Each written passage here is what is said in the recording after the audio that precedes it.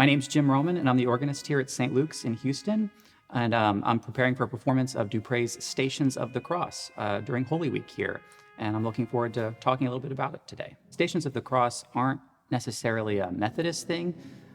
You see often in Catholic churches and Anglican churches around the room, they'll have actual icons on the wall. And there are 14 Stations of the Cross, and they document sort of the final moments of Christ's life before his crucifixion, starting with his when he was condemned to death and ending with him dying on the cross. So this piece was initially improvised by Dupré. He was giving a concert at the Brussels Conservatory.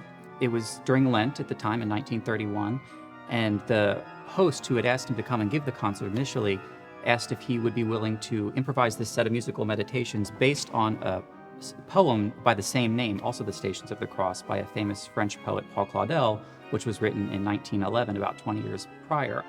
So during the course of the concert, the woman would read a station of the time or one verse of the poem, and then Dupré would improvise musical commentary in response to it.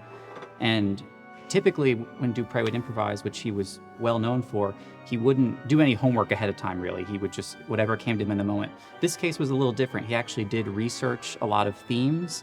So he found these themes that were already established as representing things like the cross, for example. So there's a four-note motif throughout the piece you'll hear that represents the cross, because when it's actually printed on the page, if you draw a line between the notes, it actually forms a cross. So afterwards, this concert was so successful that the next day on the train, he and his wife were talking, and they both had the same idea that he needed to write his improvisation down from memory. And that's what we have today in the Stations of the Cross. There's 18 themes throughout the entire work. Some are rhythmic, others are melodic.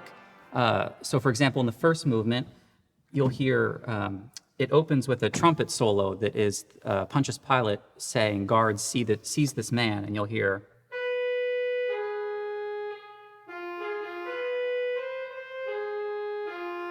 and that's supposed to represent Pilate's voice.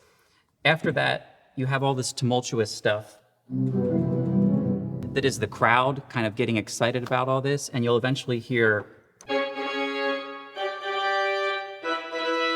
this dotted rhythm, which is actually the name Barabbas, but in the French, the emphasis is on the first part of the word, so that's why it's Barabbas. And just as Dupré originally performed it with Claudel's poetry read between each station, it will be performed the same way here during Holy Week, with music and poetry in combination.